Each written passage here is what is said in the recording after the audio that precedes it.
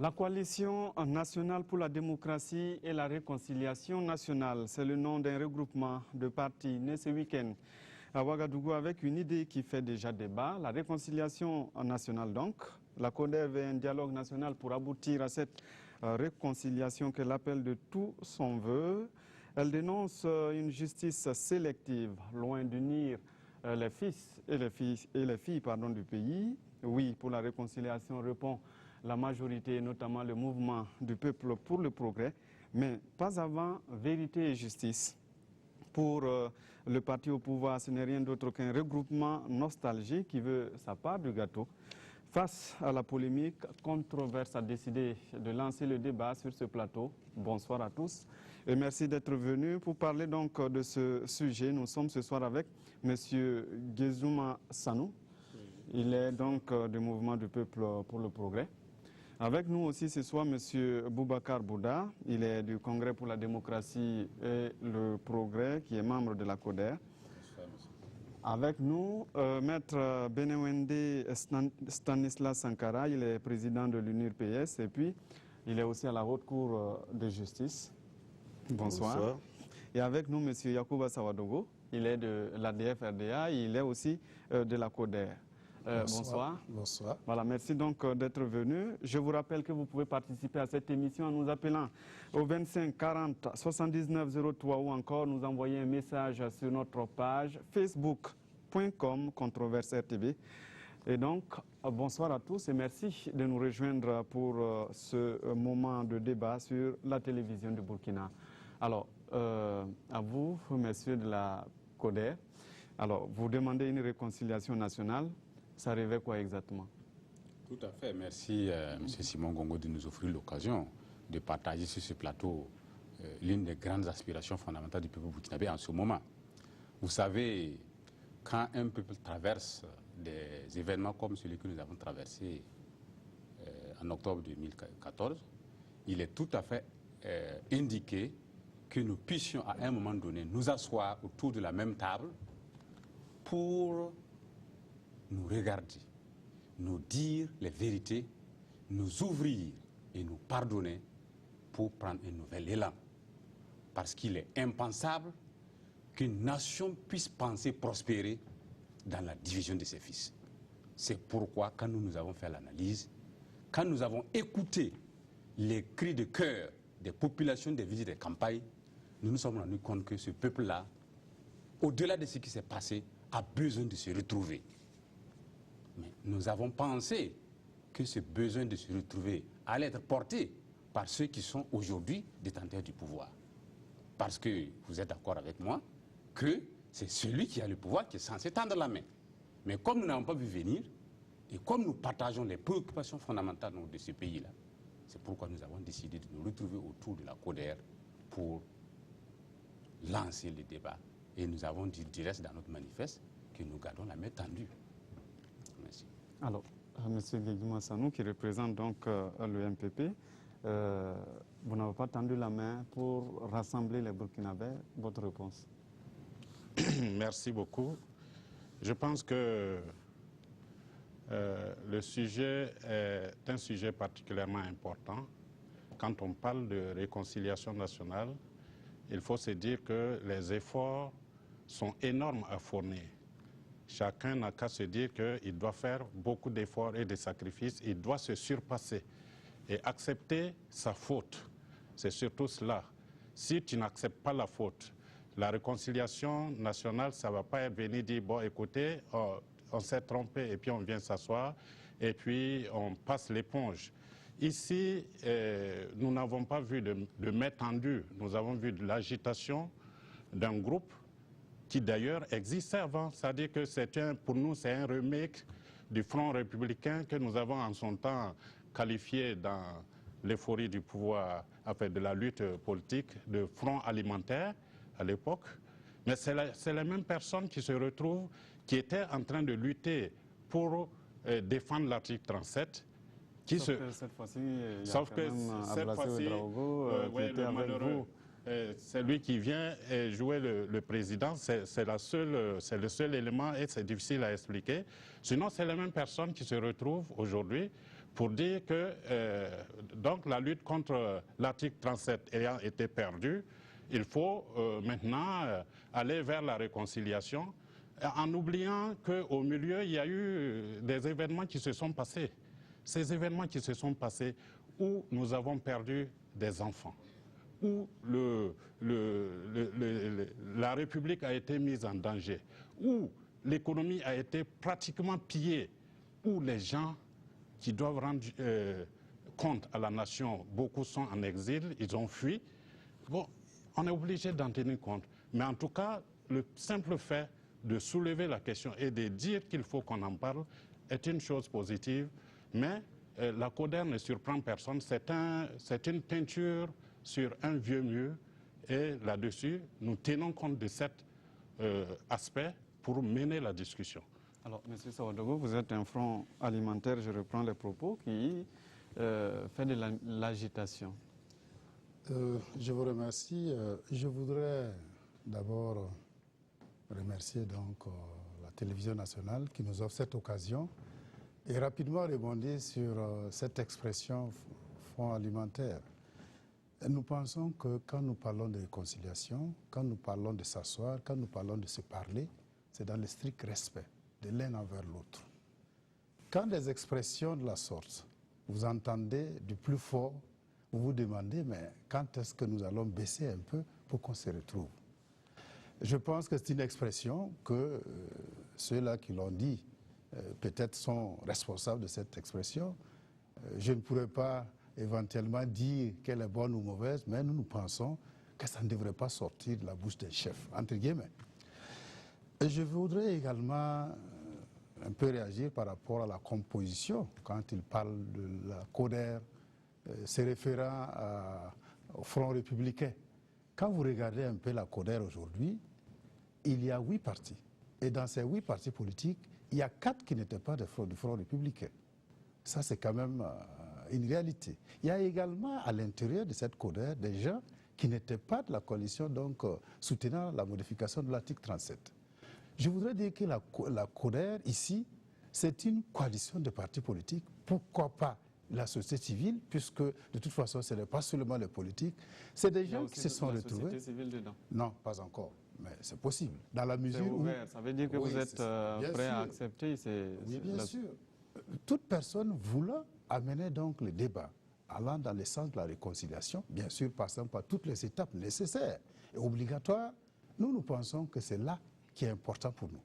Alors, quitte à dire c'est les anciens qui refassent ici, c'est difficile qu'on puisse se retrouver. Mais nous pensons... Mais comment on n'est pas se poser la question quand on voit le CDP, la DFRDA, l'UNDD, est-ce que ça, effectivement, ça n'amène pas à se poser des questions? Oui. Que c'est peut-être l'ancienne majorité qui se retrouve? Oui, suite donc à ce questionnement, nous répondons que ce n'est pas seulement l'ancienne majorité qui se retrouve, mais c'est une idée qui est lancée, invitant toute la population burkinabé à s'approprier donc les préoccupations donc de la CODER pour qu'ensemble nous puissions amener à bon terme cette réflexion tendant vers la réconciliation. Mais bien sûr, vous comprendrez également que la réconciliation ne peut se faire tant qu'on ne passe pas des étapes. Comme il vient de le dire, il y a eu tellement de choses, une déchirure très grave que nous pensons qu'il faut qu'on ensemble nous puissions coller cela. Ça doit passer nécessairement par la vérité. Ça doit passer obligatoirement par la justice. Ça doit passer obligatoirement par les regards vis-à-vis de l'un envers l'autre. Et ensemble, nous devrons tendre vers la réconciliation. Et pourquoi ne pas y arriver? Voilà la main tendue dont mon voisin en parle. Et je pense qu'à partir de cela, on pourra se comprendre et éventuellement, on pourra y aller dans le sens. En tout cas, le FASO, c'est pour nous tous et nous devrons faire de telle sorte qu'il soit un bon FASO. Alors, Maître Sankara, sur cette réconciliation qui tarde à venir?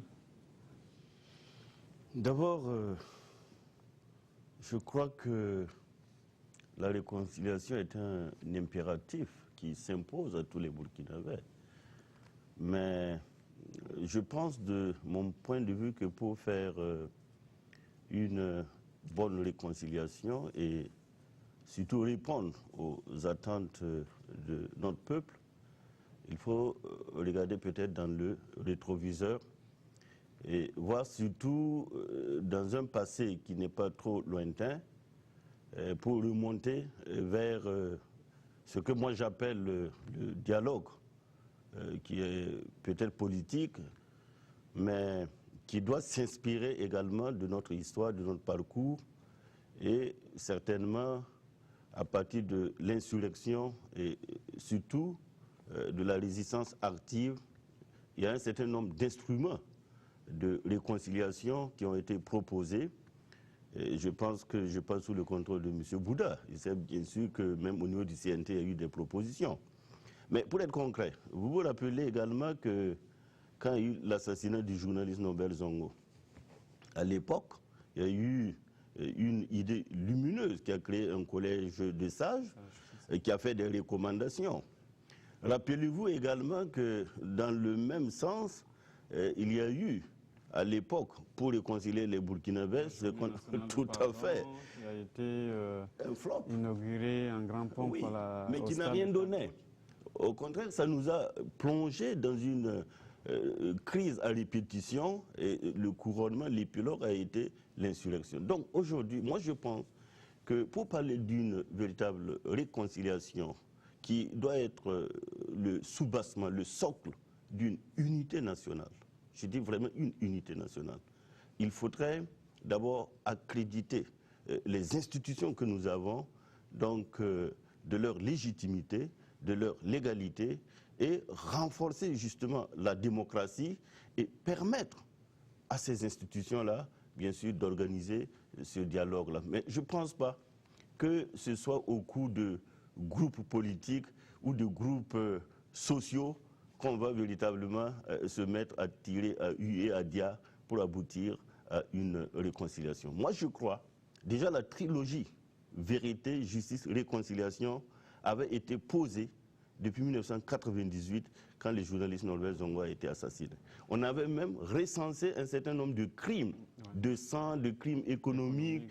Et à l'époque, on a même dit qu'il fallait opérer une catharsis de notre société. Aujourd'hui, vous avez par exemple le H-Kroon qui a été créé et qui s'est donc approprié de plus de 5000 dossiers. Mais au-delà de ça, je pense qu'il faut une volonté entre tous les acteurs. Parce que nous sommes, et je suis d'accord avec ce que dit M. Aboubakar, Yacouba autant pour moi, nous sommes tous des filles et des fils de ce pays et nous sommes tenus par l'unité nationale. Il faut qu'on trouve les conditions de cette unité-là. Alors, tout le monde est d'accord sur l'unité nationale, la réconciliation nationale. Maintenant, c'est le mode, en fait. Alors, tout à l'heure, vous avez dit, ça tarde à venir, cette réconciliation. On sait qu'on a le Haut Conseil pour la réconciliation nationale qui a été installé. Quel mode de réconciliation vous voyez? Est-ce que vous ne vous retrouvez pas justement dans ce Haut Conseil-là? Oui, nous ne le trouvons pas. Pour répondre un peu à Maître tout à l'heure quand il disait qu'il faut légitimer les institutions, je crois savoir que ça ne fait pas partie d'un de nos combats que de remettre en cause la légalité des institutions actuelles, quand bien même il est permis de s'interroger sur leur légalité. Ah oui? Là, oui. Ça m'inquiète. Oui. Je vous en prie. Alors, donc c'est dire que c'est pas que nous ne le trouvons pas dans les travaux. La légalité du Haut Conseil pose problème.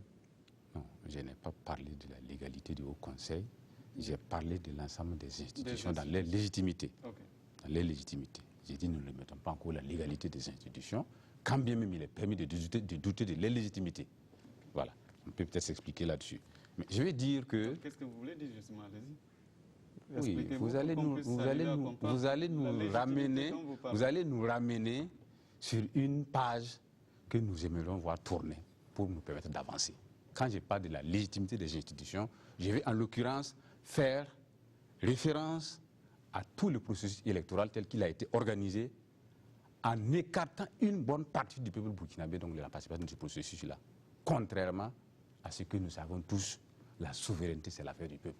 Ici, on a dit au peuple, vous avez le choix de choisir, sauf de choisir de côté. Et nous disons que de ce point de vue-là, on a hypothéqué, on a pris en otage la souveraineté du peuple qu'on a maquillée sous donc un label de démocratie. Et je ne voudrais pas revenir là-dessus, d'autant plus qu'il vaut mieux tourner la page. OK. Alors, c'est pour dire que, alors, quand vous demandez si nous ne le trouvons pas dans les travaux du Haut Conseil, oui, ça c'est le travail technique qui est en train d'être fait. Cela n'empêche qu'il il faut un accompagnement d'une volonté politique. Vous conviendrez avec moi qu'il ne s'agit pas aujourd'hui seulement de prendre des documents. Il a rappelé ici à un moment donné où on a vu pareille démarche qui n'a pas abouti. C'est probablement parce qu'on a dû mettre l'accent sur des mécanismes qui n'intégraient pas la volonté politique.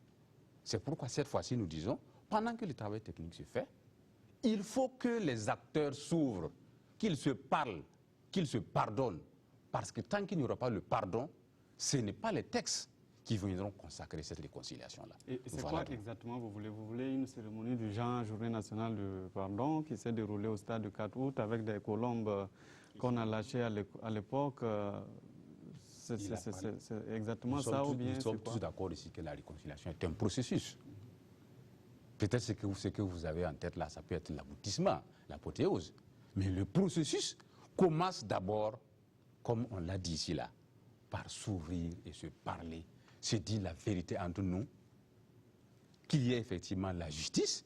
Et je dois dire, j'ai entendu ici parler, quand on va y arriver, mais j'insiste en tout cas que la réconciliation que nous appelons de notre vœu là, c'est un processus qui doit commencer par l'humilité de tous les Burkinabés, que chacun reconnaisse que dans ce qui arrive au Burkina Faso, chacun a sa part de responsabilité et non pas qu'il y ait des diables de l'autre et puis donc les Jésus d'un autre cas. Nous sommes tous chacun à son niveau responsable de ce qui arrive dans ce pays-là. Et quand on accepte déjà, avec humilité de reconnaître sa part de responsabilité, on est déjà sur la bonne voie.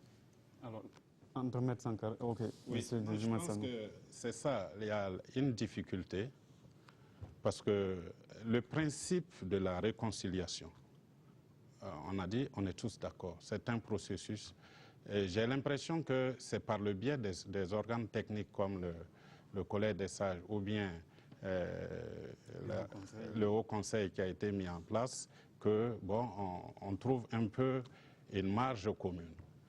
Sinon, lorsque les acteurs politiques se retrouvent en face seuls, il y a toujours des difficultés parce que là, la première difficulté, il faudrait que ceux-là qui ont été à la base de l'insurrection reconnaissent que l'insurrection était une légitimité du peuple pour s'opposer à l'impunité et à la modification à la forfaiture de la modification de l'article 37, que le peuple a usé de sa légitimité pour que son pouvoir ne lui soit pas usurpé, pour qu'une monarchie ne s'installe pas au Burkina Faso.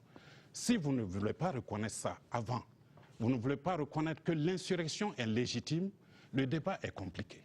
Parce que c'est la légitimité du peuple qui s'est exprimée à travers l'insurrection pour dire non, nous avons une constitution que nous devons respecter, nous avons des voies d'exercice, d'évolution du pouvoir qui doivent être respectées, et on dit non à la violation de notre loi fondamentale.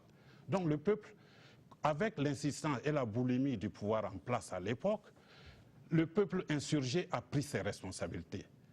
Ce n'est pas le peuple lui-même qui est fautif. C'est ceux-là qui ont causé, ceux qui ont été à la base de cette insurrection, parce que c'est ceux-là qui ont refusé de respecter la loi et qui ont poussé le peuple dans la rue pour se défendre, qui sont les fautifs. Et on ne peut pas passer en perte et profit cet aspect, surtout que nous avons perdu des enfants. Donc vraiment, ça c'est un premier principe qu'il faut qu'on accepte, que l'insurrection est légitime et qu'elle fait partie de notre histoire et qu'elle doit être intégrée dans la discussion. Si ce n'est pas le cas, il est difficile pour nous, pour le respect de la mémoire de nos fils et de nos frères qui sont tombés, de venir s'asseoir. Et c'est cette précipitation de ne pas en tenir compte que dès le lendemain de l'insurrection, les gens qui ont tiré sur les populations se sont levés pour venir s'asseoir avec les responsables des partis de l'opposition pour dire qu'on va discuter de démocratie, même si c'était sous le couvert d'une quelconque communauté internationale. Il y avait une section d'humilité, il y avait une humilité à avoir. Il y avait à faire attention à savoir qu'on n'avait même pas encore enterré nos morts. Donc, je suis d'accord avec vous. On a compris, réaction. Non, vous réagissez, répondez, oui. Je crois que quand j'ai parlé de la légitimité, je ne voudrais pas que on remette encore sur la table ici, d'autant plus que ce n'est pas l'ordre du jour, si je peux, voilà, c'est pas le thème du débat. Je ne voulais pas qu'on rouvre la page sur le débat autour de l'insurrection. J'ai dit ici que la manière dont les élections ont été organisées, et je crois que j'ai fait la différence entre les élections de 2015 et l'insurrection. Voilà. Il s'agit de cela. Cela dit, comme nous ne sommes pas venus ici pour débattre donc, de ce qui s'est passé depuis l'insurrection et les élections, nous parlons de réconciliation, j'aimerais bien qu'on se situe sur ce registre. Et sur ce point, je voudrais dire seulement que, alors, lorsque nous parlons de réconciliation, nous n'occultons pas. Du reste, nous avons mis à la disposition de l'opinion nationale et internationale notre manifeste, dans lequel nous disons clairement que nous sommes partants pour la trilogie que vient de rappeler les maîtres. Mais nous disons, comme vous dites qu'on va y arriver, nous disons que lorsque nous parlons donc de justice, vérité et réconciliation, cette justice-là, nous ne la situons pas seulement à ce qui s'est passé au niveau donc de l'insurrection populaire. Si vous voulez que le peuple se réconcilie avec lui-même, il faut convoquer toute l'histoire du peuple burkinabé pour parler de réconciliation. Il ne s'agit pas de prendre une partie des événements et dire que, bon, à partir de ces événements, on va faire une réconciliation et puis ça s'arrête là. Quand moi je parle de réconciliation, quand je parle de justice, j'ai en mémoire, j'ai une pensée positive pour le nombre de victimes qui sont tombées dans la violence politique, qui ne sont pas du fait forcément de l'insurrection. Mais ceux qui sont tombés là, c'est les fils aussi du Burkina Faso. Les veuves attendent, les orphelins attendent que justice soit faite.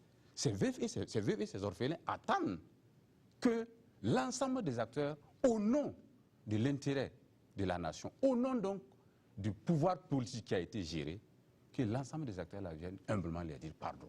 Mais il ne faut pas qu'on pense que la réconciliation, c'est une histoire de non, c'est depuis octobre, il y a eu l'insurrection, il y a eu une tentative de monarchie. Non, je regrette. Alors, je regrette. Ok, vous entendez, maître, justement, on va évoquer la question justice, puisque M. Bouddha en parle.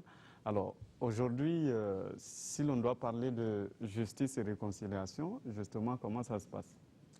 Alors, j'ai introduit effectivement la question de la légitimité de nos institutions dans le cadre d'une séparation des pouvoirs, puisque c'est ce régime-là que nous avons.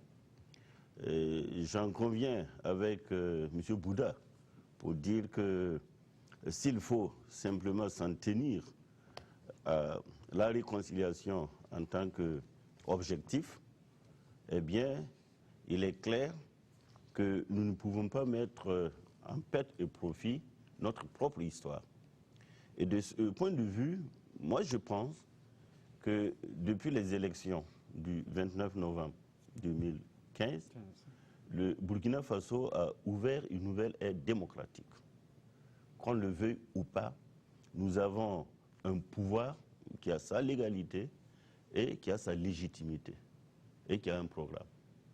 De deux, je pense que la volonté affichée, c'est de respecter les principes de la démocratie et de demander à la justice de jouer maintenant sa partition.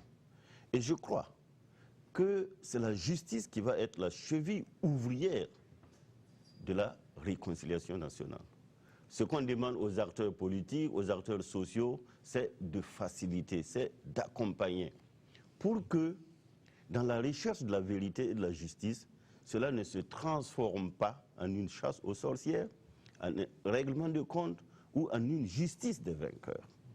Et je pense que la justice est en train, de mon point de vue, au regard de l'arsenal juridique que nous avons, c'est-à-dire le socle juridique, les fondements, les textes que nous avons, la justice est en train de faire aujourd'hui ce travail-là, avec un certain nombre de juridictions qui existent dans notre ordonnancement juridique, qui s'approprient de ces dossiers-là.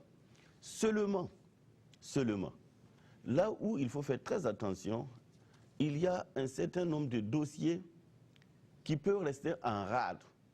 Et je crois que pour suppléer à cela, eh bien, le pouvoir a trouvé la formule en créant le HCROUN, le Haut Conseil, qui également est un mécanisme de facilitation. Mais une fois de plus, il faudrait que le dialogue puisse s'instaurer entre la majorité et l'opposition politique. C'est ça qui a été le fondement de l'avènement du chef de file de l'opposition politique dont la loi a été votée depuis 2000 et qui a été opérationnalisée seulement en 2009. Donc et puis il y a la loi sur les partis politiques. Donc il y a un certain nombre d'instruments qui existent. Maintenant, je crois que pouvoir mettre les uns et les autres autour d'une table, ce n'est pas la mer à boire. La preuve, c'est que nous sommes là ce soir, on discute des questions politiques, des questions qui intéressent le Burkina Faso.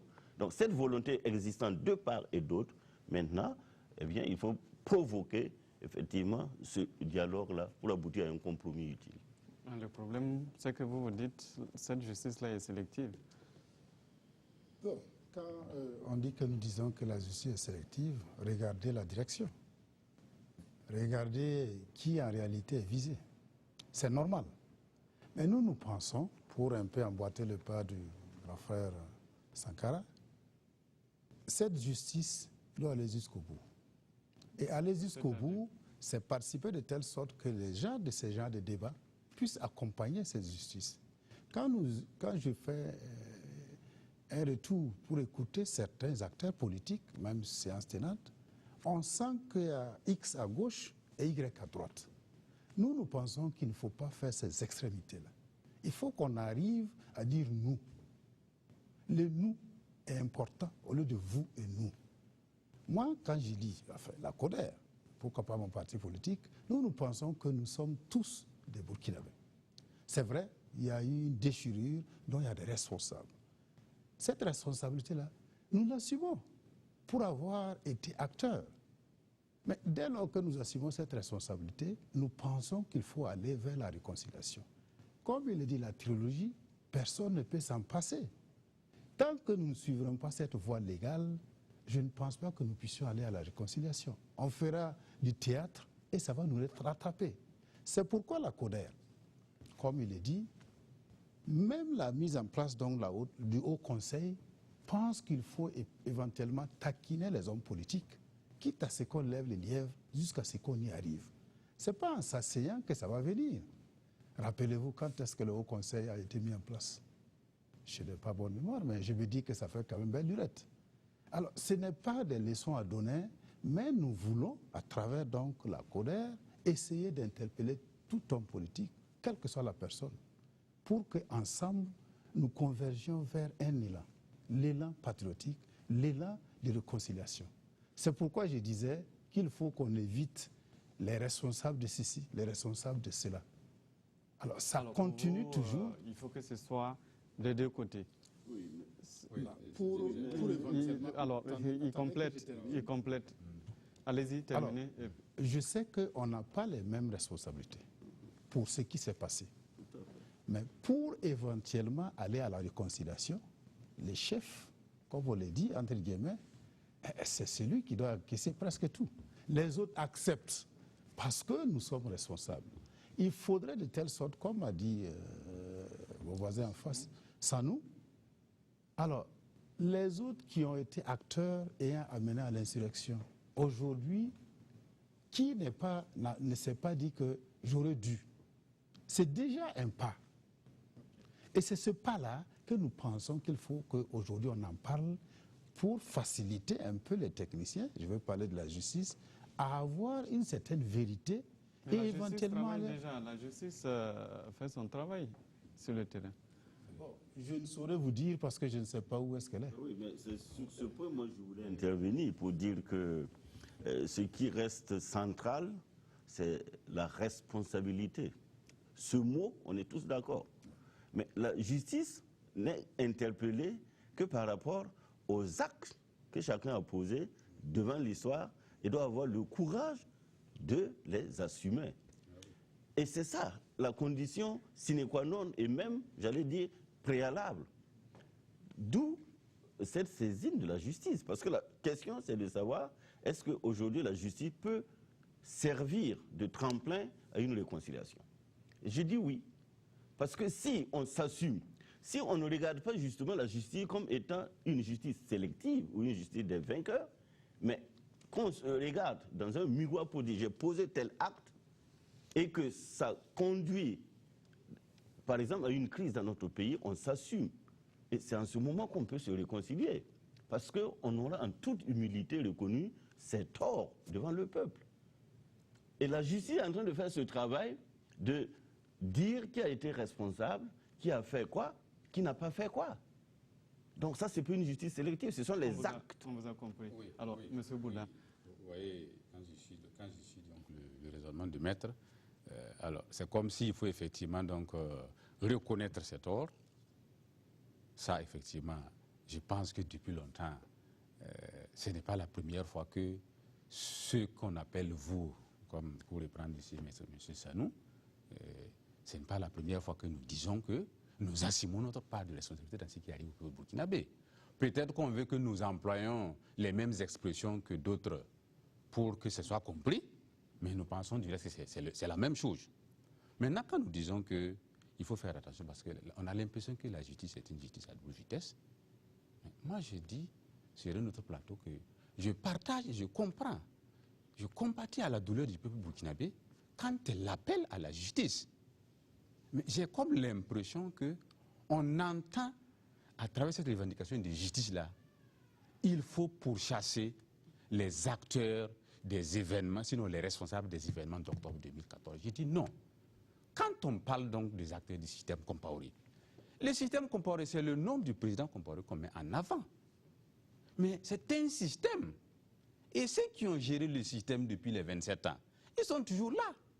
Donc, moi, je dis que quand on parle de justice, eh bien, si on doit d'abord s'arrêter à l'ère Compaoré, ce qui n'est pas normal, puisque j'ai dit ici qu'il faut convoquer toute l'histoire du peuple burkinabé, et même si par le plus divisé, c'est voilà, même si par l'insurrection. souci donc d'appliquer la justice du vainqueur, on s'en tient à l'ère Compaoré, j'ai dit que c'est un système qui doit être convoqué, et non simplement un nom, ou à la limite, un groupe d'acteurs qui a eu le malheur d'être aux affaires durant les 2 dernières années du système.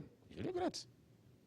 Donc il ne faut pas... Oui, allez-y. Je trouve vraiment salutaire qu'un responsable du CDP aujourd'hui en appelle à la justice. C'est vraiment nouveau et nous avons vécu 27 ans dans la revendication de la justice et c'est jusqu'à ce que Blaise Compaoré tombe que certains dossiers ont commencé à pointer.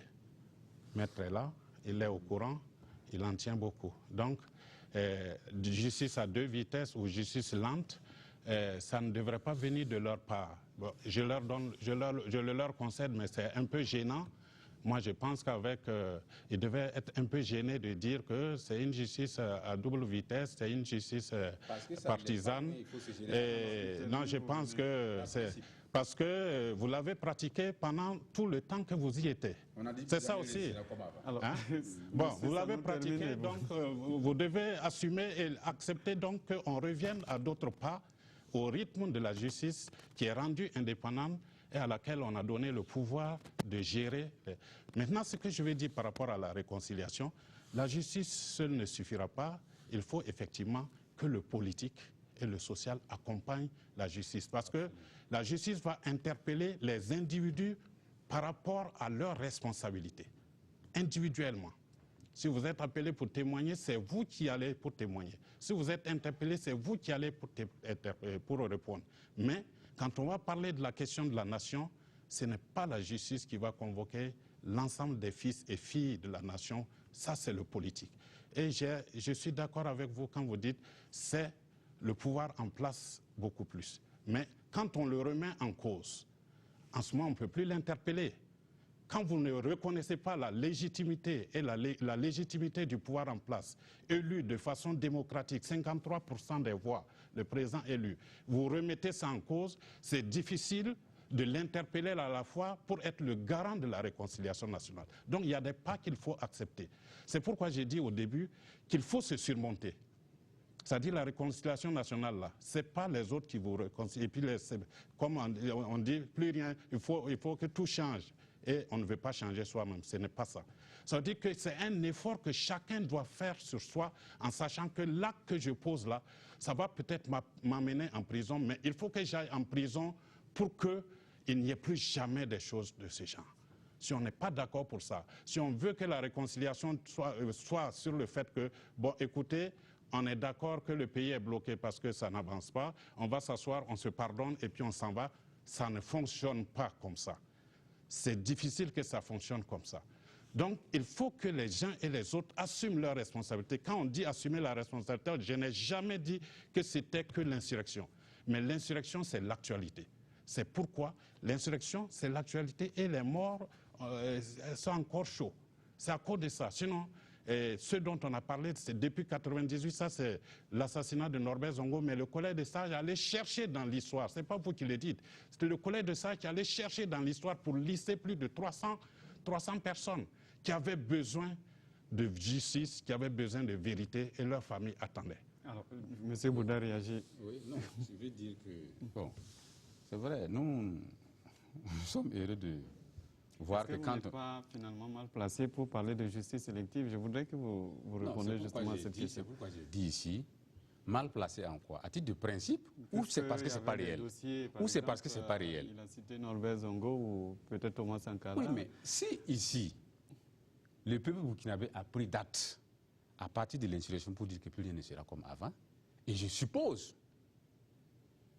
que ce plus rien ne sera comme avant là veut dire tout doit aller pour le meilleur dans le meilleur des mondes possibles. Donc de ce point de vue, accepter que si ça ne va pas, peu importe quel acteur j'ai été hier, peu importe de quel côté donc, de la table j'étais hier, si ça ne va pas, je dois pouvoir le dire. Maintenant, si vous nous reniez ce droit de dire que ça ne va pas tout simplement parce que nous étions de l'autre côté hier, j'avoue que je ne me retrouve pas. Je dois avouer que je ne me retrouve pas.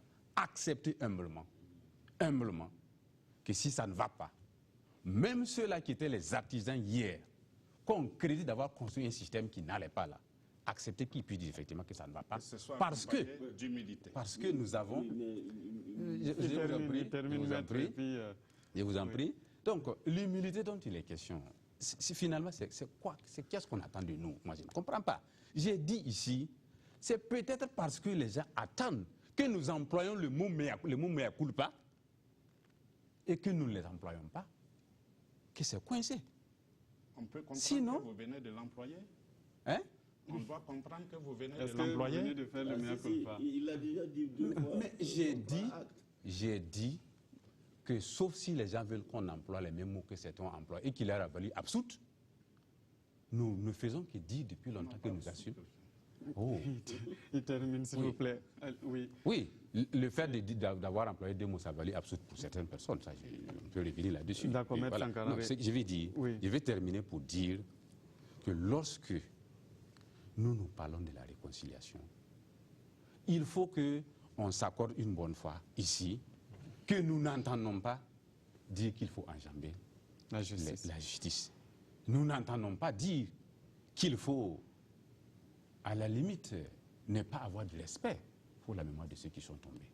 Mais nous disons, vous l'avez si bien fait de le rappeler, quand on convoque un système, ce n'est pas un seul acteur, fut-il celui qui était le premier responsable, mais quand on convoque un système, tous ceux qui ont accompagné le système doivent pouvoir avoir humblement leur part de responsabilité. C'est ce que nous disons. Alors, Monsieur Bongo, c'était vraiment dans mon propos. Parce que je le voyais venir.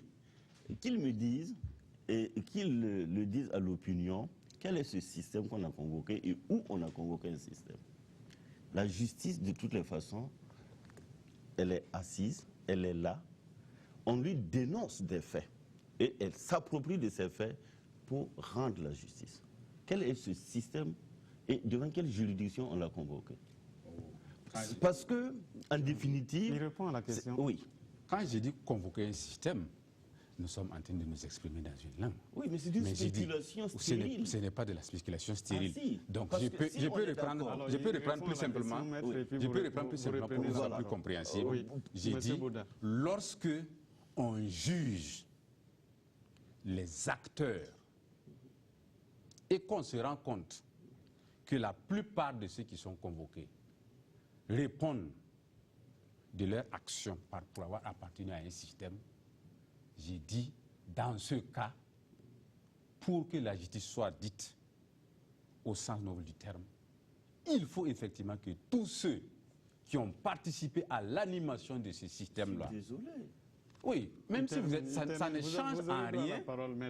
Ça ne change en rien, même si vous êtes désolé, ça ne change en rien cette vérité élémentaire qu'aujourd'hui, moi je ne comprendrai pas. Tout comme l'opinion publique nationale ne comprend pas qu'aujourd'hui, on puisse citer quelqu'un parce qu'il a été seulement la dernière année dans un gouvernement et qu'il a posé des actes, et tout simplement, ceux qui ont accompagné ce système, qui ont même fortifié ce système, qui à la limite a été décrié, ceux-là qui ont posé durant 27 ans des actes qui ont causé des dommages à des familles entières, que par le détour de l'emploi magique de 2 mots, les gens soient absous. Bon, je regrette de le dire, même si les gens peuvent être désolés, les gens vont être désolés, mais je ne peux pas m'empêcher de le dire.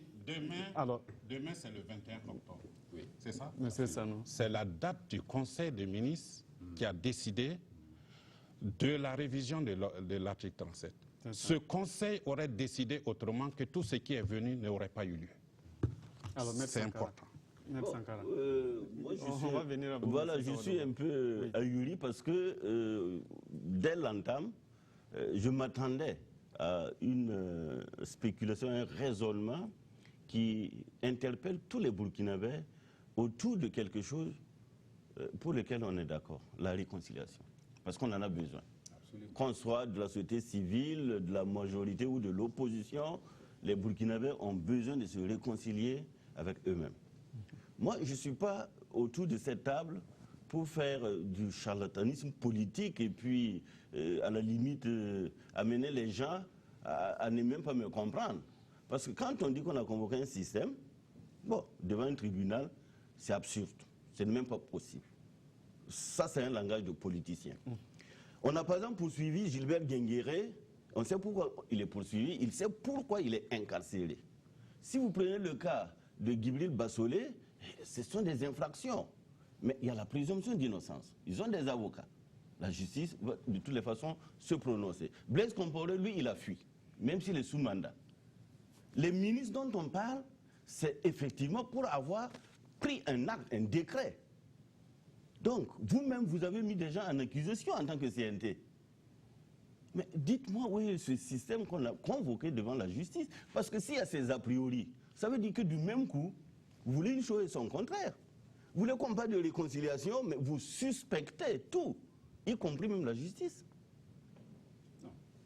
Alors, d'abord, il y a M. Sawadogo. Oui. Une parenthèse pour dire que revendiquer, sinon souhaiter que les Burkinabés se retrouvent autour de la même table pour parler de réconciliation, n'enlève pas à nous le droit d'opiner sur le fonctionnement de notre justice. Mais bien sûr. Et si c'est cette prétention, si c'est dans cette posture qu'on veut nous mettre, je regrette. Non, c'est votre liberté. Oui. Mais votre liberté n'ôte pas, moi, ma liberté d'apprécier justement votre opinion qui, effectivement, aujourd'hui, est de dire que vous voulez une chose sans contraire. Pas du tout. Ah oui, parce qu'on ne peut pas faire la réconciliation avec des a priori. Oui, monsieur Gongo, on ne peut pas faire de la réconciliation avec des a priori. Oui. Et là, je comprends justement pourquoi au début, quand on a parlé de la CODER, finalement, on a compris que c'est un regroupement beaucoup plus politique qui remet en cause un système, un régime. Et pourquoi vous avez justement parlé d'illégitimité et d'illégalité? Donc, avec ça, comment on peut aboutir à une réconciliation? Alors, M. Sawadogo. Alors, M. Simon Gongo, je pense qu'il faut qu'on revienne sur les fondements précis qui nous amènent ici. Moi, je crois que les termes techniques employés par X ou par Y, ça va nous mettre ailleurs. Oui, mais c'est un ensemble. C'est pourquoi je voulais dire... On parle de réconciliation avec la justice, comme vous le dites. De réconciliation. Maintenant, on estime à un moment donné que, comme le dit M. Bouddha, il faut convoquer l'histoire, le système, avec tous les acteurs. Donc, c'est pourquoi on est là, justement, pour poser le débat. Justement, alors, comme a dit M. Bouddha, convoquer donc l'histoire de Burkina, ça veut dire qu'il faut convoquer tout le monde. Ça veut dire que la justice doit se saisir du dossier politique burkinabé depuis X temps jusqu'à nos jours. En fait, l'idée qu'il émet n'est pas aussi mauvaise. Il veut dire que nous devons tous participer à la vérité, à la justice et à la réconciliation.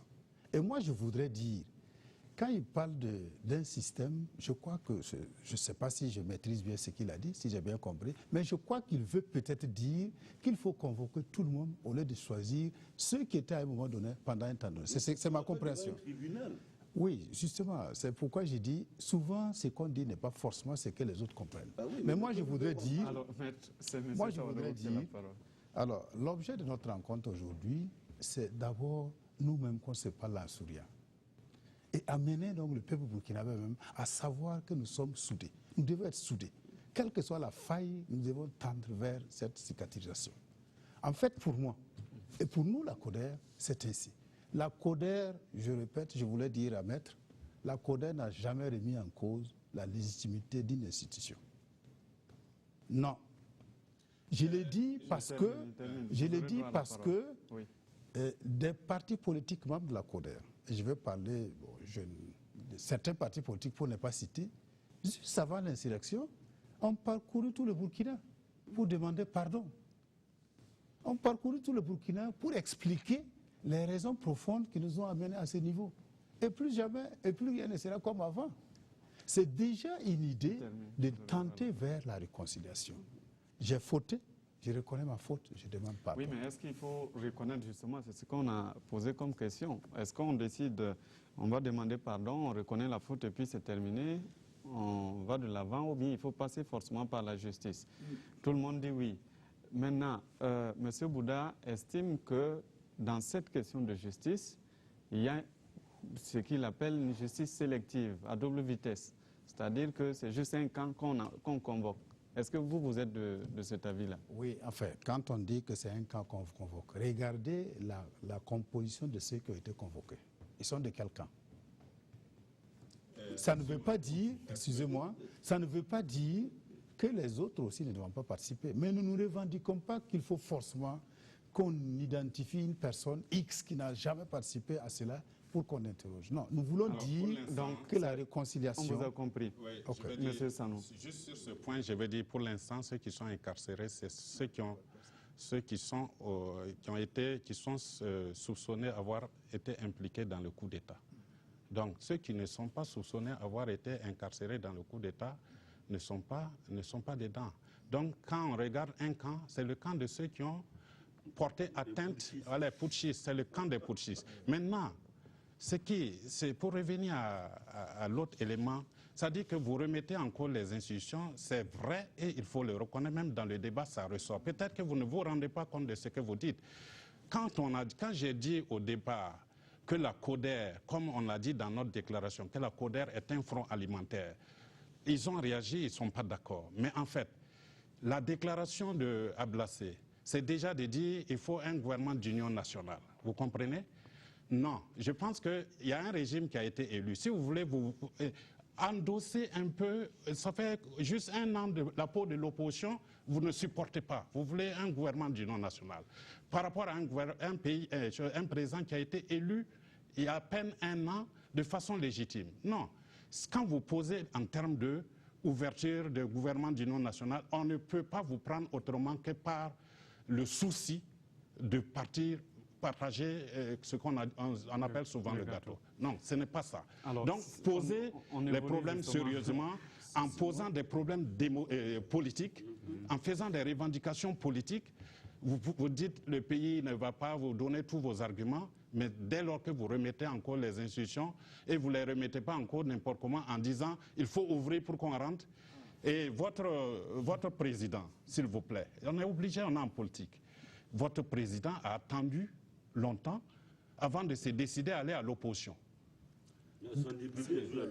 Son député est toujours à l'opposition. Il termine. Vous aurez droit à la parole. Il a attendu que Roch ne le convoque pas, que Roch ne réponde pas à ces choses avant de partir. Non. Il a attendu jusqu'à ce qu'il ait déposé des audiences auprès du président légitime et légalement élu le 29 novembre dernier, et de se rendre compte qu'on ne le recevait pas pour se convaincre maintenant qu'il doit aller à l'opposition. Bon, il n'y a pas de crédibilité. Alors que s'il était dans une logique d'opposition depuis le début, moi je respecte ça. C'est-à-dire, si la CODER était dans cet aliment, je respecte. Mais ici, ça fait un fonds alimentaire et véritablement, je suis convaincu, donc vous doutez de la je doute de leur sincérité et de réconciliation. Monsieur Gongo, s'il vous plaît. Non, moi je pense Non, c'est que, M. Bouddha qui a la parole. Au départ, je crois qu'avec l'intervention de M. Saouadou, on s'était compris qu'il faut véritablement avoir de la courtoisie dans le langage pour avancer. Vous avez également rappelé ici que nous sommes ici pour faire des propositions constructives parce que nous sommes suivis par l'ensemble des Burkinabés et même sur le bouquet. Alors, de ce point de vue-là, moi je pense que dire à la face du monde ici que quand un pays a des difficultés et qu'une certaine classe politique se retrouve pour proposer de faire appel à toutes les intelligences du pays pour trouver des solutions. Si on a le courage de venir dire devant la presse ici que c'est synonyme de politique alimentaire, vraiment, je laisse les gens à leur entière responsabilité. Quant à penser effectivement que demander... Il a la parole, il termine. Voilà. Donc moi je pense que faisons des propositions constructives. Nous ne sommes pas ici pour décrire le comportement de X ou de Y. Parce que je ne pense pas que, autant que nous sommes, nous soyons les champions de la morale politique pour en donner aux autres. Donc, contentons-nous de faire des propositions qui seraient appréciées par ceux qui nous suivent. Sinon, je ne vois pas comment on peut se sentir à l'aise de vouloir parler mal de quelqu'un qui n'est pas là pour répondre. Politiquement, même, c'est incorrect et c'est indécent, à mon avis. Alors, Monsieur Saouadou. Merci de m'avoir donné encore la parole. Moi, je voudrais demander à mon aîné grand frère, M. Sanou, quand il utilise les termes, je ne voudrais même pas répéter. Parce que l'idée qui nous rassemble ici, c'est de diluer un peu notre langage et faire de telle sorte que nous puissions nous rapprocher l'un envers l'autre. Parlant du président de la CODER à travers son attitude avant, ne peut pas, la CODER aujourd'hui a été créée le 16 octobre 2016, même pas une semaine. En ce moment, ce que vous dites qu'Ablassé avait fait, il n'était pas membre de la CODER. Je ne vois pas pourquoi vous amenez ces débats quand on parle de réconciliation. Si vous voulez, vous pouvez avoir votre possibilité de rencontrer le président Ablassé pour en discuter. Mais je voudrais qu'on s'arrête là pour qu'on dise... Alors, en fait, oui, j'arrive. Oui, mais je fais quand même la précision qu'Ablassé n'est pas sur ce plateau, donc il n'aura pas l'occasion de répondre. Oui, donc on ne parle pas d'Ablassé Ouedraogo, oui. On parle de la CODER en tant que regroupement, oui, mais pas d'Ablassé Ouedraogo qui n'est pas là pour répondre. Absolument. Oui, mais la CODER. bien sûr. Nous parlons ici. Par exemple, quand il nous demandait la position, par exemple, de la CODER par rapport à la réconciliation. C'est ainsi qu'il prend l'exemple de X qui est revenu. Mais moi, on va taire ça. Je voudrais qu'on soit aussi humble. Parce que nous sommes des représentants d'organisations, comme vous pouvez le dire. Amenez donc à discuter pour que les gens nous écoutent.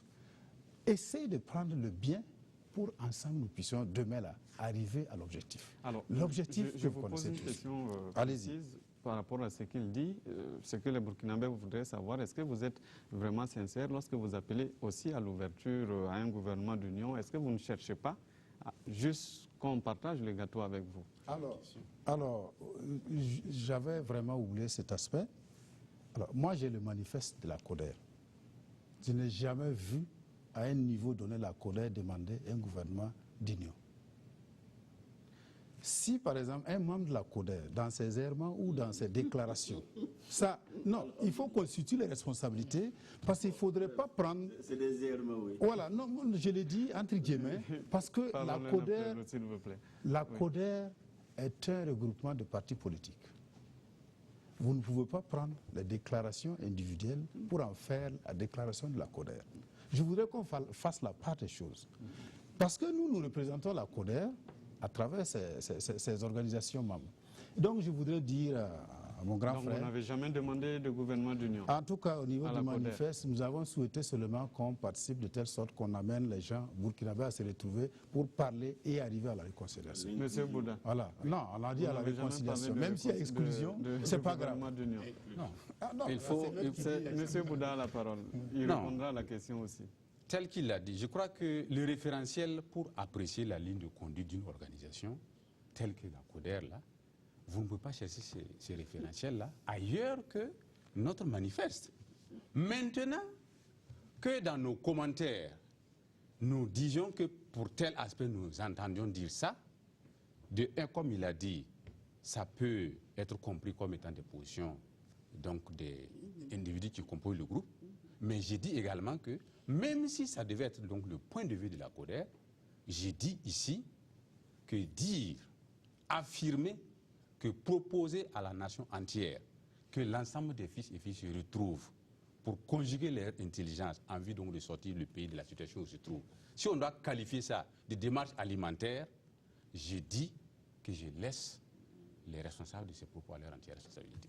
Non, Alors, monsieur non, Sandou, le MPP ne sera pas dans l'hypocrisie. Franchement, je suis désolé, on n'a pas dit que vous n'avez pas le droit.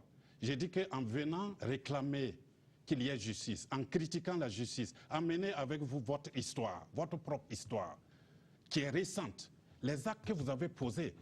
Et je vais vous dire, en politique, là, ce n'est pas le référentiel écrit seulement qui compte. Les paroles des leaders font partie des roches, comme on le dit dans le cinéma. Vous ne pouvez pas écrire tout.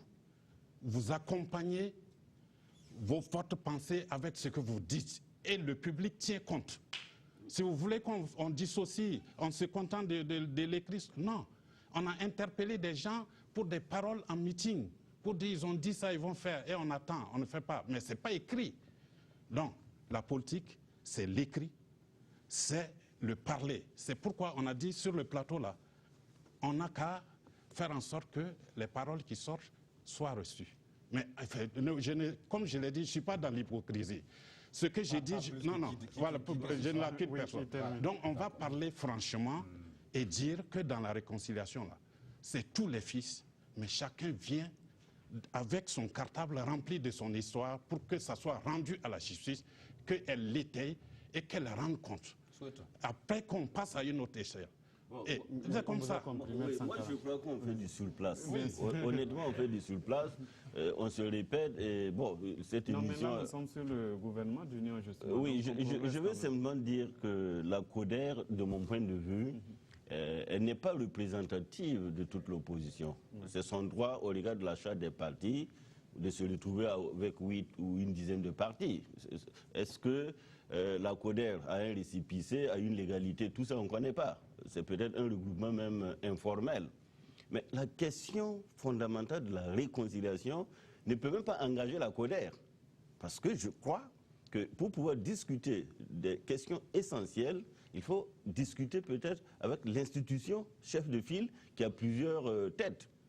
Et de ce point de vue-là, quand je dis qu'on est en train pratiquement de spéculer, c'est parce qu'on focalise le débat sur un certain nombre de déclarations, de propos, il y a un manifeste, alors que la réconciliation exige plus que ça. Donc, moi, je pense qu'il faut simplement revenir au débat et insister sur le fait que si c'est par rapport à un gouvernement d'union, effectivement, ça nous l'a dit. Est-ce qu'il y a eu une crise un an après les élections à telle enseigne qu'on veut d'un gouvernement d'union? Je crois que non. C'est pourquoi j'ai dit au début qu'il faut respecter les institutions, leur légitimité et leur légalité, pour maintenant regarder le fonctionnement de ces institutions-là et les attentes des Burkinabés. Maintenant, la réconciliation a une histoire. Pourquoi on veut une réconciliation? On veut une réconciliation parce qu'il y a eu une insurrection et que notre peuple ne veut plus d'une insurrection, mais veut de la démocratie. Et voudrait que les mécanismes de la démocratie, les valeurs de la démocratie que nous défendons là, puissent apporter aux Burkinabés ce dont ils ont besoin. Alors, on vous a avec, compris, bien sûr, le rôle que doit jouer l'opposition politique. Alors, On va... Juste une parenthèse par rapport à ce que M. vient de dire. Oui, vous parlez le temps que Foussine Kindo se prépare. Voilà, parce je suis tout à fait content qu'il rappelle à son voisin de gauche que nous ne sommes pas là pour des spéculations et convoquer des cités des gens ainsi de suite. Voilà, donc j'apprécie ça, mais je veux juste dire que par rapport au gouvernement d'union, Maître a dit que le pays n'est pas en crise au point qu'on parle du gouvernement d'union, mais moi j'aurais humblement aimé qu'on puisse se dire que quand les signaux sont en train de virer, il vaut mieux s'y pencher et ne pas attendre que ça se déclenche avant de regarder. Voilà ce que je dis. Ok. Alors, mais je ne vois pas de signaux. Alors, en tout cas, je ne vois pas. Un an après, on peut être pressé. Il y a des signaux. Pour M. Sanou, il n'y a pas de signaux. On va donner la parole à Foussine Kindo, qui a des questions qu'il a collectées auprès des téléspectateurs, qui ont aussi le droit d'intervenir et de nous poser des questions sur ce plateau. Bonsoir Kindo. Oui, bonsoir Simon Gongo. Messieurs, bonsoir. Effectivement, il y a eu beaucoup de contributions et des réactions à ce débat de ce soir. Et les téléspectateurs ont montré clairement leur intérêt pour les discussions de ce soir, notamment sur la page Facebook de l'émission, mais aussi au téléphone.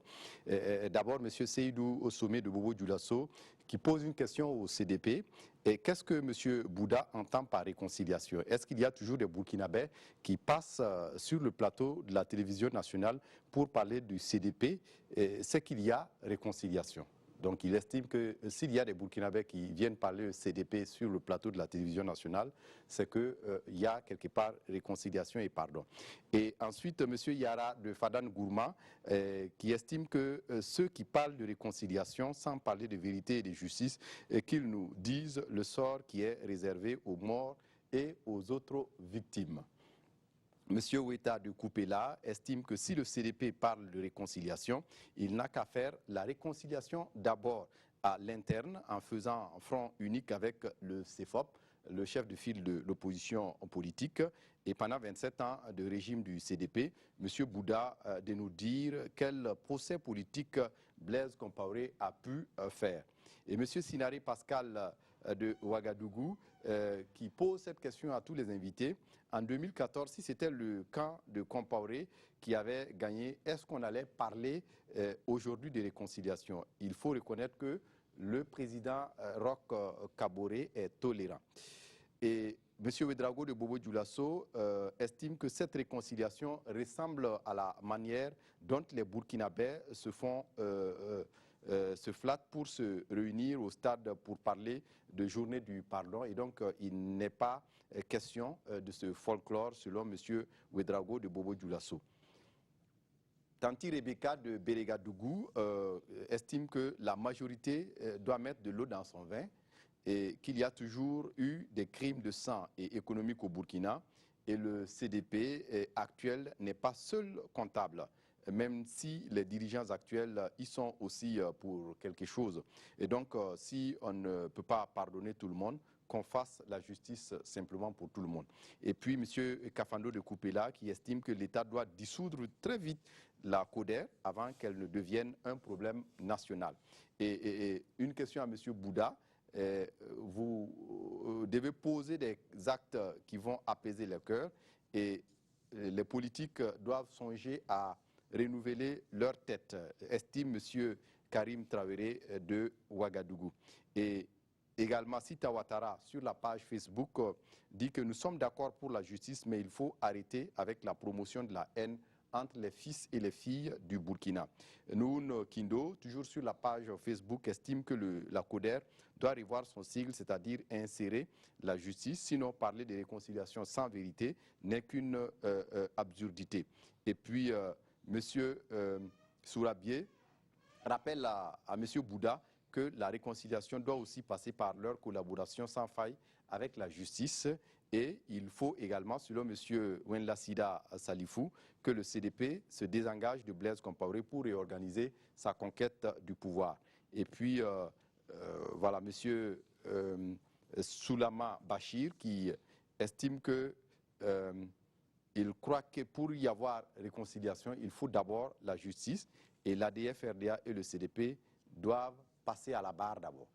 Et puis, bon, pour terminer, Ablo Tamboura, qui pose cette question à Maître Sankara, s'il est fier aujourd'hui et s'il va falloir faire la justice avant le pardon, les Burkinabés ne se réconcilieront jamais.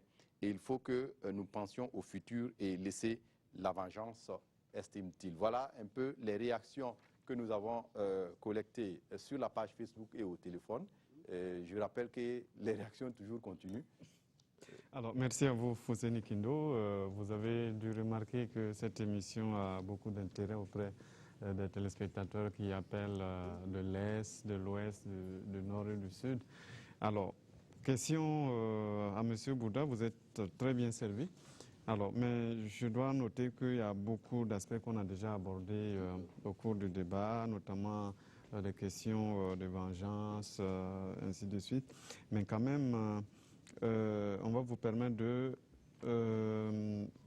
réagir notamment sur la dissolution de la CODER parce que, selon le téléspectateur, si l'on ne le fait pas, ça deviendra tout de suite un problème national. Oui. Alors, je voudrais prendre la parole pour dire, c'est vrai que nous avons, sur cette question, je souhaite qu'on dissolve donc la CODER. Mais je dois rappeler que la CODER est un regroupement de partis politiques au sein donc du chef de file de l'opposition. Et sachez qu'au niveau du chef de file de l'opposition, il y a une charte qui permet donc à l'ensemble des partis politiques ayant donc souscrit au niveau du chef de file de l'opposition qu'ils puissent se retrouver dans des groupuscules, se retrouvant donc à partir donc des éléments d'appréciation que chaque parti en fait. C'est ainsi qu'avant la CODER, il y a eu d'autres structures qui sont nées. Je vais parler par exemple de la CFDC, c'est-à-dire la coalition des forces démocratiques pour le changement, le vrai changement. Ensuite, il y a la CODER. Ce n'est pas une structure qui est venue comme ça, flotte dans la soupe. Non. Ça a une histoire. Vous n'êtes pas en train de vous organiser pour... Et éventuellement, comme on le dit, si par exemple la CODER, prochaine, comme d'autres associations, si ça ne répond pas au texte en vigueur au niveau du pays, mais forcément, ce n'est pas à nous de vouloir que ça existe. Donc nous pensons que la CODER suivra les voies et les moyens pour exister. Et si elle n'existe pas, elle apportera toujours sa contribution pour que les filles et les fils du Burkina puissent s'entendre, surtout pour s'unir dans le bon sens. Voilà l'objectif de la création de la CODER, qui s'appuie également sur d'autres objectifs. Justice dedans ou...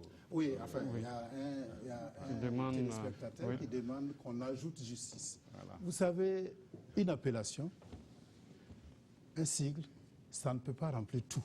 Mais vous saurez, quand vous lirez le manifeste de la CODER, que la première des choses, c'est la justice. C'est inéluctable d'arriver à la réconciliation sans justice. D'ailleurs, nous l'avons même commencé avant. C'est inéluctable qu'on aille à la réconciliation sans la paix. Même si on ne l'a pas dit, dans notre manifeste, c'est bien précis. Et nous, en tant que ce que nous sommes hommes politiques, nous sommes entièrement de l'avis qu'il faut la justice avant tout.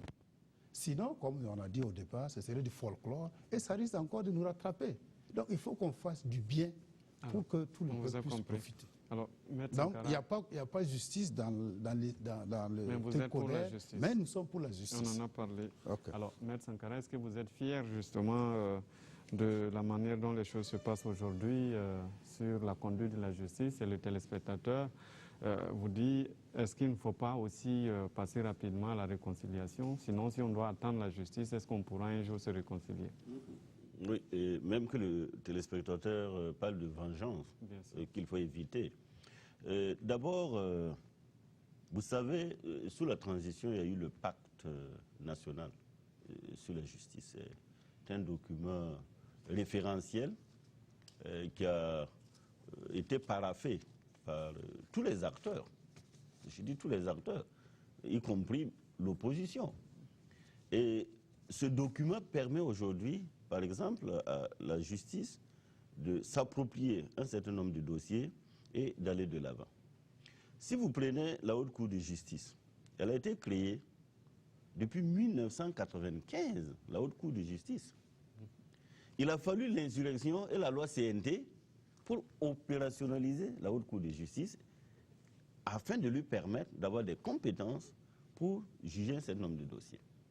Oui, mais est-ce que le problème ne vient pas de ces gens d'institutions, justement, une haute cour de justice? On sait que c'est des députés qui sont à l'intérieur, donc des politiques, ou même on peut invoquer peut-être la justice militaire qui reçoit des ordres d'une autorité supérieure. Est-ce que la confiance n'est pas entamée à ce niveau? Pourquoi ne pas, peut-être, je termine, faire comme en France où le ministre ou le président peut répondre directement dans les tribunaux de droit commun? La France a fait sa révolution depuis 1789. Nous avons fait notre insurrection il y a à peine 2 ans. Comparaison n'est pas raison, mais je veux simplement dire que la quête de démocratie, elle est évolutive. Dans ce pays, il y a eu une cour martiale. On a évolué, il y a eu des TPR. J'ai dit au début que nous avons un ordonnancement juridique qui constitue le fondement, le pilier sur lequel les institutions se reposent. Et d'ailleurs, quand vous prenez la justice, qui aujourd'hui est sous l'ensemble des projecteurs, c'est parce qu'on estime qu'elle est souvent lente. Et tout à l'heure, on a même dit qu'elle est sélective. Elle fait l'objet de toutes les critiques, mais elle reste le rempart de toutes les libertés. Donc, de ce point de vue-là, moi, je pense que la justice ne doit pas être source de vengeance. La justice doit rester neutre, mais elle doit être le véritable facilitateur pour que ce Burkina Faso, l'ensemble des fils et des filles se retrouvent pour construire le pays sur la base d'un certain nombre de valeurs que nous avons tous en partage. C'est ça qui fait justement la fierté aujourd'hui d'être burkinabé et de mener une telle lutte. Moi, je pense que le débat qu'on mène ce soir, ça permet aussi de comprendre que nous avons un besoin commun qui est de nous réconcilier avec notre histoire et avec nous-mêmes pour aller de l'avant. Et particulièrement, la jeunesse nous attend sur ça. Pourquoi aujourd'hui les politiciens sont souvent vus de mauvais œil? Parce qu'on estime que les Burkinabés ont d'autres préoccupations. Donc, je pense que la justice, en tout cas de mon point de vue, tel que je vois, tel que je, en tant qu'auxiliaire de justice, je la vis, il y a des insuffisances, certes, mais il y a beaucoup d'efforts qui sont en train d'être faits pour que, effectivement, peut-être qu'un jour, on fera des réformes. Et là, ce sont les politiques qui sont interpellés. S'il faut passer directement devant les juridictions de droit commun, on y passera. Mais si vous prenez par exemple le cas du tribunal militaire, c'est parce que d'ailleurs, il y a eu le tribunal militaire que le dossier Thomas Sankara a connu son épilogue. Parce que déjà, les mêmes juridictions de droit commun avaient estimé dans un arrêt rendu par la plus haute juridiction que toutes les juridictions de droit commun sont incompétentes. S'il n'y avait pas le tribunal militaire, aujourd'hui, on n'allait même plus parler de dossier Thomas Sankara.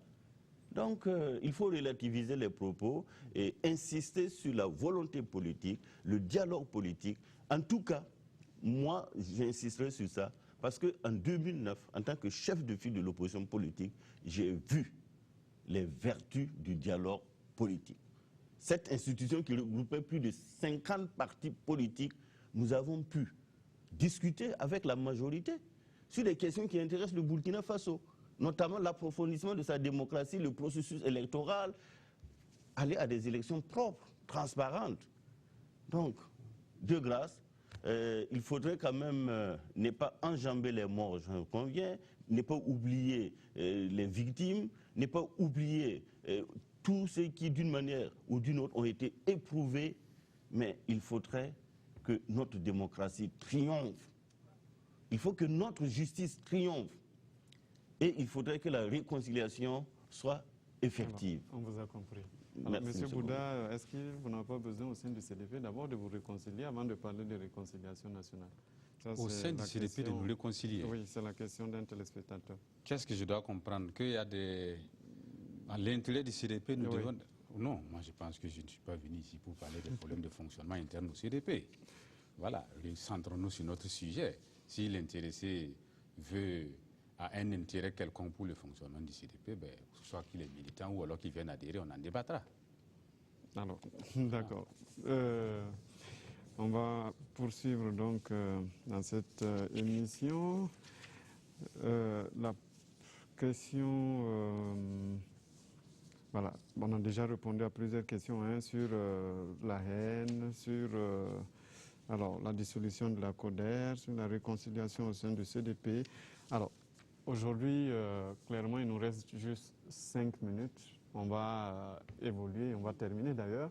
Alors, quelle forme de réconciliation? Je reviens sur la question du début parce qu'on n'a pas donné de position claire. Alors, qu'est-ce qu'il faut faire pour avoir cette réconciliation? Monsieur Sanou.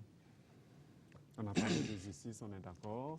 Tout le monde dit, effectivement, il faut la justice, mais sous quelle forme, justement, cette réconciliation va se passer? Est-ce que, comme je posais la question à M. Bouddha, il faut voilà, je pense que des assises nationales pour justement parler de réconciliation? Comment ça se passe? Il faut toujours donner la parole au Haut Conseil pour qu'elle puisse arbitrer. Mais déjà, en tant que représentant d'un parti politique, en tant que politique, j'ai dit qu'il y a des éléments de base, de principe. C'est-à-dire que ici, dans l'histoire actuelle de notre pays, si on veut parler de réconciliation nationale, le fait le plus récent qu'il ne faut pas du tout remettre en cause, ni douter un seul instant, c'est la légitimité de l'insurrection. De considérer que le peuple insurgé avait raison de procéder comme ça. Ça, c'est un deuxième élément. Oui. Il faut que ceux qui prônent la réconciliation, qui ont lancé les débats, convainquent leurs partenaires qui ont fui avec comment on appelle, le budget de l'État, qui ont pillé les recettes de l'État pour partir à l'étranger. Il faut les convaincre pour qu'ils viennent répondre à la justice. Vous avez des preuves qui montrent... Il y a déjà les parcelles, là, ça montre, c'est des débuts. Les révélations sur les parcelles, c'est les débuts. En entraînant, s'ils ne se reprochaient rien, ils sont invités à venir. Comme la réconciliation doit se faire entre tous les fils et filles du pays, il faut que tout le monde vienne, tous ceux qui étaient acteurs. Là. On leur demande de venir, on va parler. Okay. Et donc, en dernière analyse, je pense qu'il faut, et je le répète, nous sommes tous disposés à cela, mais il faut que chacun comprenne qu'il doit se surpasser. Qu'on ne fait pas la réconciliation en comptant sur l'autre pour lui pardonner simplement et que soi-même on ne fasse pas d'effort. Chacun doit se surpasser, tous les groupes politiques doivent se surpasser et je suis d'accord que la première main, le rôle de pilote revient au chef de l'État dont on doit lui reconnaître sa légitimité et sa légalité. Monsieur Bouna. Oui, sur ce dernier point, je crois que nous, en parlant de la réconciliation, nous avons lancé un appel au chef de l'État. D'ailleurs, je profite de cette tribune pour dire qu'à partir du moment où il se trouve actuellement au Saint-Siège, si nous pouvons supplier le Saint-Siège de souffler un mot sur la nécessité de la réconciliation nationale au chef de l'État, qui d'ailleurs, je suis d'accord avec vous, a déjà ce sentiment. Mais j'ai dit ici que le plus souvent, c'est nous les politiques qui faisons réjaillir nos ressentiments, nos rancœurs au sein des populations. C'est pourquoi je voudrais dire aux téléspectateurs qui nous suivent actuellement, c'est vous qui avez des difficultés, c'est vous qui n'êtes pas à l'aise dans vos cabarets, c'est vous qui n'êtes pas à l'aise dans vos champs, c'est vous qui n'êtes pas à l'aise avec vos voisins. Tout simplement parce que le politique vous fait comprendre qu'il y a des divisions. Mais entre vous, vous avez besoin de vivre en harmonie, les uns à l'égard des autres. Évitez donc de permettre aux politiciens de surfer sur vos âmes. C'est pourquoi je pense que si à partir de nos populations qui ressentent le besoin de vivre dans l'harmonie, si ce besoin est partagé fortement par la classe politique, je crois que la classe politique saura taire les rancœurs enfuies et afin de décider résolument de suivre la voie voulue par le peuple. Et pour la forme, nous disons que, comme c'est un processus, il faut d'abord commencer effectivement, comme ça a été le cas, identifier les différents crimes, que les responsables effectivement soient connus et qu'il y ait d'abord l'approche humaine.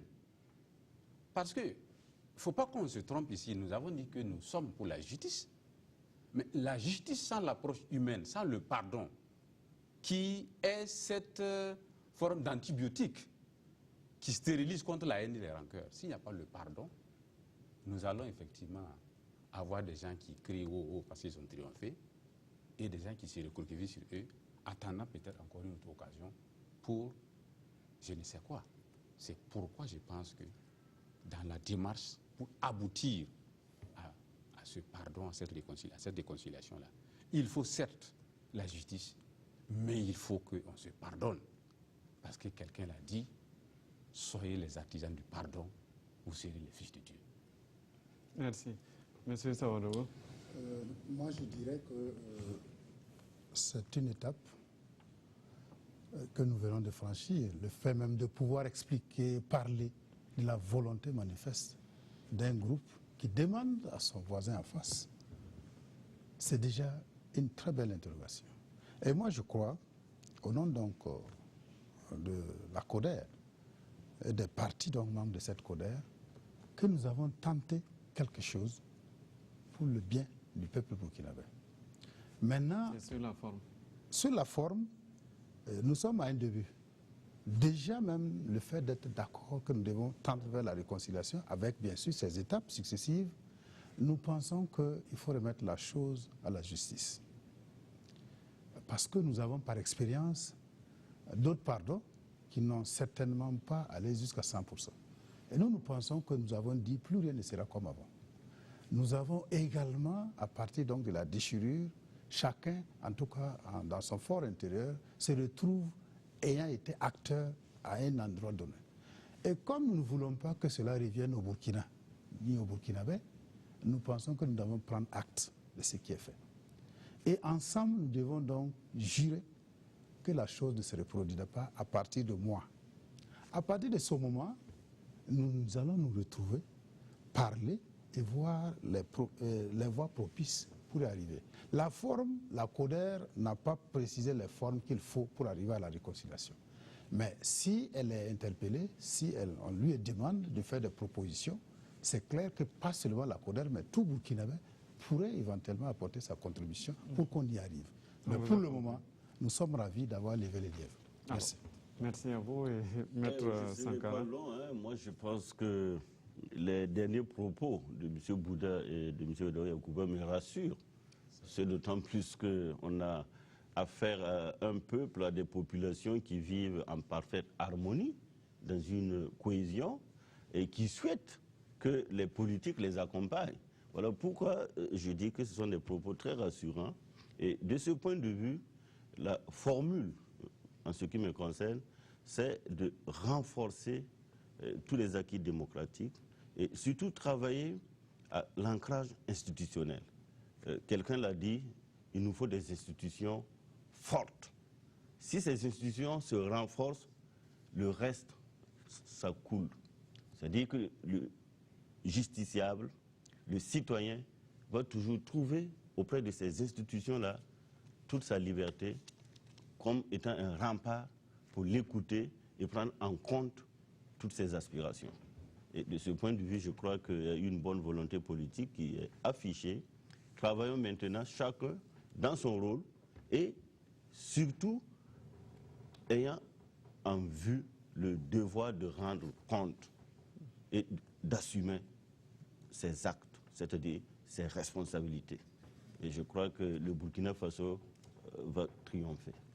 Merci à vous d'être venu sur ce plateau. Je rappelle que nous avions M. Djezouma Sanou, il est du Mouvement du Peuple pour le Progrès. Il est venu donc sur ce plateau. Avec nous aussi ce soir, M. Boubacar Bouda du Congrès pour la démocratie et le progrès, le CDP naturellement, qui est de la CODER. Avec nous ce soir, Maître Benewende Stanislas Sankara de l'UNIR-PS et de la Haute Cour de justice. Et puis, avec nous ce soir, M. Yacouba Sawadogo, il est de la DFRDA et puis il représentait ici aussi la CODER. Merci d'être venu sur ce plateau. Merci à vous tous de nous avoir suivis. On espère que vous avez pu retenir quelque chose sur cette question, ce débat sur la réconciliation nationale, sur les positions des uns et des autres. Merci en tout cas d'avoir participé et bonne suite de programme sur la RTV.